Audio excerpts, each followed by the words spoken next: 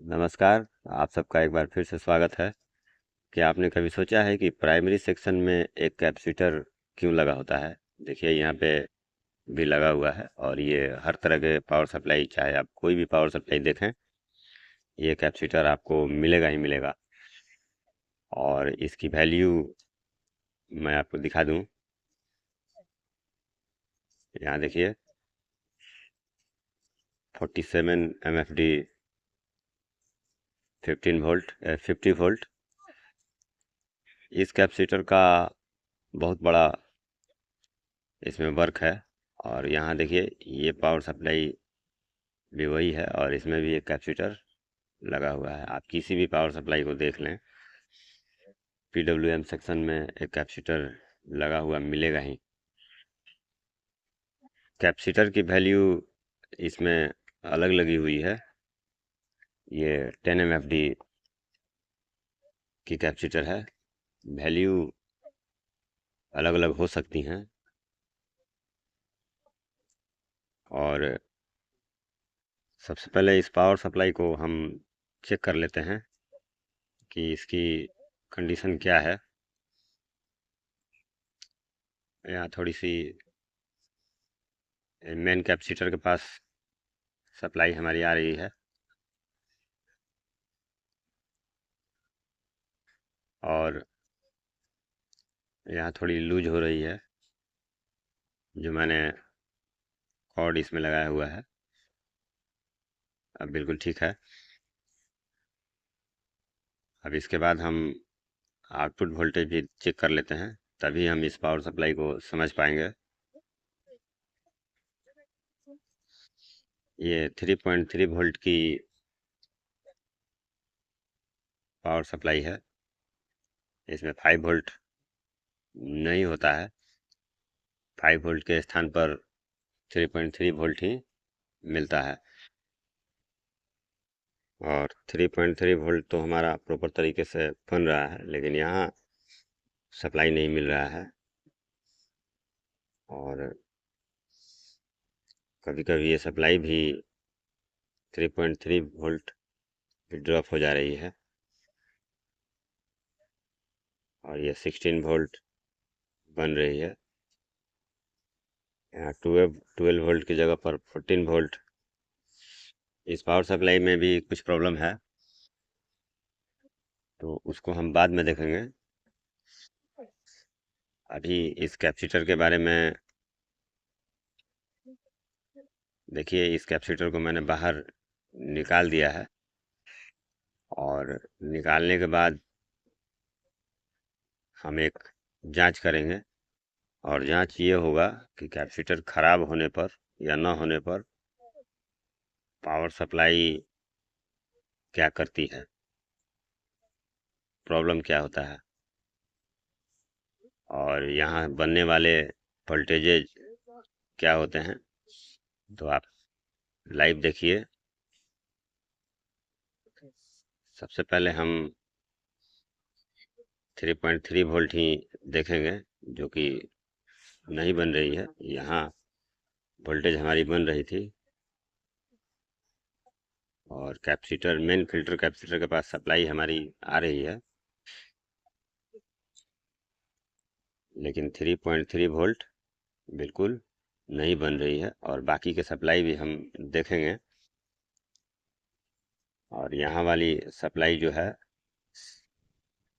Fluctuate कर रही है।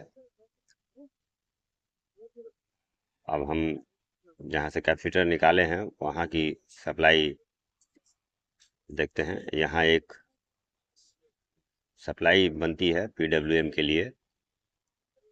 यहाँ देखिए 3.3 वोल्ट के अप्रोक्स ही सप्लाई यहाँ मिल रही है। अब इसके बाद देखिए मैंने कैपेसिटर लगा दिया है और एक बार फिर से हम यहाँ बनने वाली सप्लाई चेक करेंगे।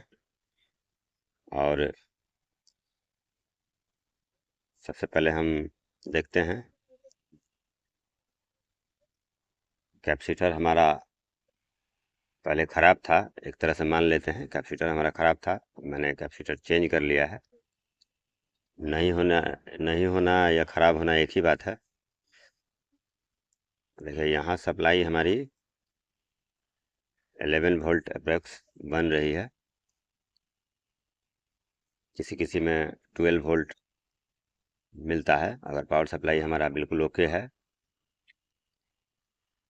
तो यहाँ सप्लाई किस तरह से आता है, यहाँ देखिए, यहाँ जो कैपेसिटर है, यहाँ पे इसका प्लस जो एरिया है, प्लस पिन, ये देखिए प्लस पिन है। और यहाँ यहाँ पे एक डायोड लगा होता है। ये प्राइमरी सेक्शन का 2 वाइंडिंग आपको हर पावर सप्लाई में मिलेगा। ये दो ये 2 पिन है, एक पिन ग्राउंड से जुड़ा हुआ होता है और दूसरा पिन एक डायोड से जुड़ा हुआ होता है। आप देखें ये वाली डायोड है और डायोड का कैथोड कैपेसिटर से लगा हुआ है। यहाँ देखिए वो डायोड है। तो प्राइमरी वाइंडिंग जो होती है, वहाँ से वहाँ से एक सप्लाई हमारी निकलती है जो कि इस डायोड के कैथोड से फिल्टर फिल्टर कैपेसिटर के पास जाती है। देखिए ये वाली यहाँ कैथोड है बना हुआ, आप ध्यान से देखें, और ये एनोड है, ये कैथोड है, और कैथोड जुड़ा हुआ है कैपेसिटर से। और ये सप्लाई हमारी पीडब्ल्यूएम सेक्शन के लिए बहुत ही इम्पोर्टेंट होती है। अगर डायोड ख़राब हो जाए तो सप्लाई हमारी बिल्कुल बनेगी नहीं, और कैपेसिटर भी इसी के साथ जुड़ा हुआ होता है। तो अगर कैपेसिटर कमज़ोर हो गया तो वोल्टेज हमारी वहाँ की वीक हो जाएगी। और ये आईसी आप देखें, ये जो आईसी लगी हुई है, यहाँ देखिए, मेरे एक मित्र ने कहा था कि पावर सप्लाई में किसी ने इसको उल्टा लगा दिया था। तो उल्टा लगा देने से क्या होता है, तो आज हम इसको उल्टा लगा कर चेक करेंगे। हर तरह के पावर सप्लाई में ये आईसी होता ही होता है। इसका नंबर 431 आप लोग जानते होंगे, बहुत ही फेमस ये आईसी होता है और पावर सप्लाई में ये मिलता ही मिलता है। और इसको उल्टा हम देखिए इस तरह से लगा हुआ था, मैंने इसको निकाला है और इसके बाद हम इसको उल्टा लगा रहे हैं। आप देखिए बीच वाला जो इसका पिन है, देखिए इसको उल्टा लगाया जा चुका है और इसमें सही लगा हुआ है, इसमें उल्टा लगा हुआ है। पावर सप्लाई दोनों सेम टू सेम है।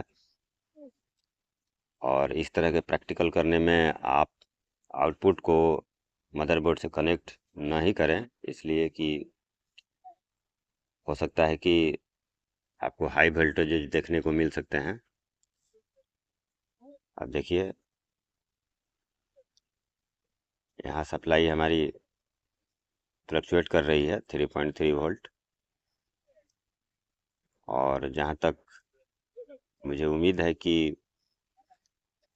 इस पावर सप्लाई में अगर मैं मदरबोर्ड से इसको जोड़ूं, कनेक्ट करूं, तो ये सप्लाई ड्रॉप हो जाएगी। ऐसा होता है।